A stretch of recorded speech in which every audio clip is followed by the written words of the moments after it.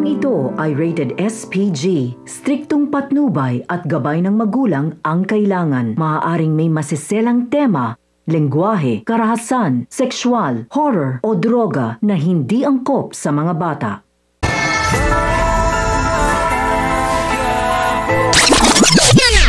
Ang mga dapat nating abangan sa FPJ's Batang Quiapo. Napaisip si Tanggol na kaya pala ganoon na lamang ang trato sa kanya ng kanyang tatay Rigor dahil hindi pala siya nito tunay na anak.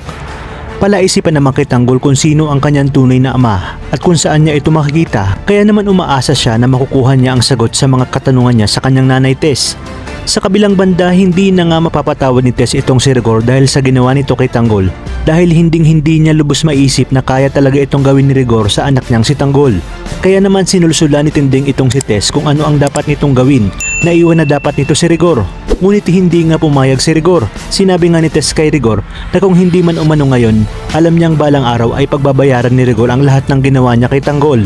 Sinabi pa ni Tess na sana'y ipagdasal na lamang ni Rigor na sana'y hindi ito mangyari kay David ang sinapit ni Tanggol. Dagdag pa niya, lahat ay gagawin niya mailabas lamang nito si Tanggol sa ospital, at kung kinakailangan na lapitan umano niya ang tunay na ama ni Tanggol ay gagawin nito, alang-alang sa anak niyang si Tanggol.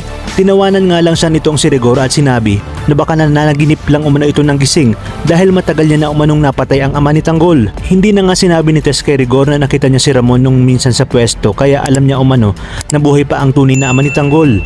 Sa kabilang banda, pinuntahan na nga ni Tess itong si Tanggol sa ospital at dito niyakap niya ito ng mahigpit dahil awang-awa nga sa anak niya na makita niya ang kalagayan nito sa ospital na tadtad ng bala. Gusto ni Tanggol na magalit kay Tess, ngunit hindi niya magawang magalit dito. Ang gusto lamang niya sa mga oras na yun ay malaman kung sino ba ang kanyang tunay na ama. At kay Tess niya gustong malaman ang totoo tungkol sa kanyang pagkatao. Kung totoo nga ba ang narinig niya sa bibig ni Rigor na hindi siya anak nito. Sinubukan naman ni Tess na pagtakpan itong si Rigor at sinabi na hindi totoo ang mga narinig niya. Kaya naman nagalit itong si Tanggol kay Tess dahil sa kabila umano ng mga pinagdaanan niya kay Rigor at sa ginawa nito ngayon sa kanya ay nagagawa pa din ni Tess na pagtakpan nito. Ayon pa kay Tess na baka kaya nasabi ni Rigor yun dahil sa bugso ng damdamin at galit nito sa ginawa ni Tanggol. Ngunit hindi naman naniniwala si Tanggol kay Tess, kaya pinilit niya itong sabihin na sa kanya ang totoo. Dahil kahit anong pagtatakip pa umano ang gawin ni Tess kay Rigor, ay alam umano ni Tanggol at nararamdaman niya na hindi siya anak nito. Dahil bata pa lamang umano siya, ay hindi niya na nga naramdaman kay Rigor ang pagmamahal ng isang ama gaya ng pagmamahal nito kay David. At kung ituring umano siya ng kanyang tatay Rigor ay parang demonyo at hindi anak. Sa inyong palagay, aaminin na kaya ni Tess kay Tanggol ang lahat-lahat kung kaya't dito na malalaman ni Tanggol na si Ramon Montenegro pala ang kanyang tunay na ama. Ngunit ano kayang gagawin ni Tanggol sa oras na malaman niya na si Ramon Montenegro din pala ang siyang nakadali kay Mokang? Kaya naman mga kapamilya, kapit lang dahil marami pa tayong dapat abangan dito lang sa pambansang teleserye ng Sambayanan, ang FPJ's Batang Quiapo.